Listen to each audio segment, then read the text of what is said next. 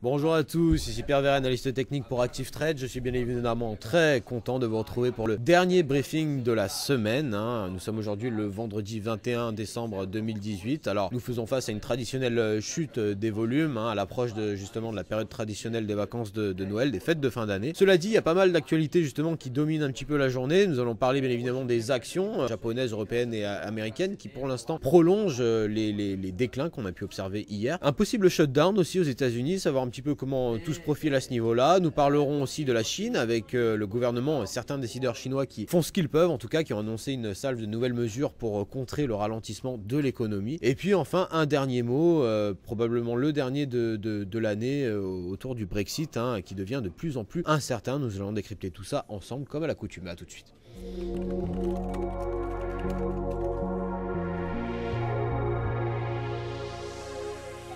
Des marchés boursiers mondiaux qui restent sous pression aujourd'hui.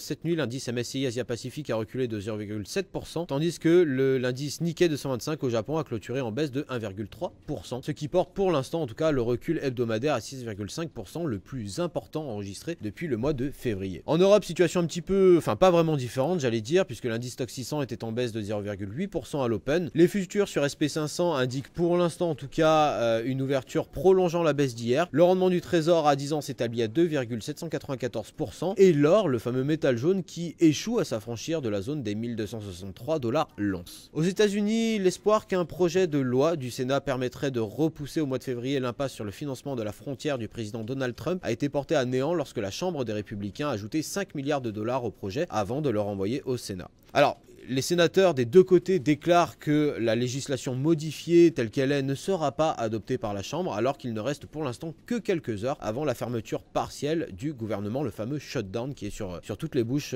actuellement, en tout cas à Washington. À ce sentiment de tumulte, toujours dans la capitale, s'ajoute la démission brutale du secrétaire à la défense Jim Mattis, qui renforce les craintes d'une politique de Trump America First, bien moins tempérée qu'elle ne pouvait l'être jusqu'à maintenant. La Chine, un petit peu en plein désarroi, les principaux décideurs chinois ont annoncé aujourd'hui, enfin cette nuit, des réductions significatives d'impôts et de taxes en 2019, ainsi qu'une position monétaire bien plus accommodante. Le gouvernement tente, en tout cas a fait tout ce qu'il peut pour mettre fin au ralentissement de l'économie qui fait peur à pas mal d'investisseurs, il faut le dire. De manière significative, ils ont donc utilisé un langage rappelant celui de 2014, avant que la People's Bank of China ne réduise ses taux d'intérêt de référence et ses réserves obligatoires. L'annonce intervient après la fermeture des marchés à l'issue d'une semaine relativement mauvaise pour les investisseurs orientés sur les actions en tout cas. Au Royaume-Uni, le dossier du Brexit est de plus en plus incertain. À moins de 100 jours de la date à laquelle le Royaume-Uni est censé quitter l'Union européenne, toujours aucun signe d'un accord pouvant être adopté par le Parlement est en vue. Les préparatifs d'un prétendu Brexit dur se sont poursuivis à un rythme relativement soutenu en cette fin de semaine. Les appels à un nouveau référendum gagnent en popularité alors que certains voient dans une autre élection une solution possible à l'impasse parlementaire. Quel que soit le plan, il est de plus en plus évident que l'impasse actuelle nuit gravement à l'économie plus large du Royaume-Uni. C'était tout pour moi, je vous donne rendez-vous la semaine prochaine en pleine période justement des fêtes de fin d'année. Il n'y aura pas grand chose je pense au niveau volatilité à commenter. Cela dit, voilà, si quelques évolutions il y a, je serai bien évidemment là pour les commenter avec vous. N'hésitez pas à lâcher un petit like si cette vidéo vous a plu, si vous en voulez d'autres, si vous avez d'autres concepts à me proposer. Un petit commentaire également, ça fait toujours plaisir. En attendant, je vous souhaite un excellent week-end, bon trading à vous tous et bon courage.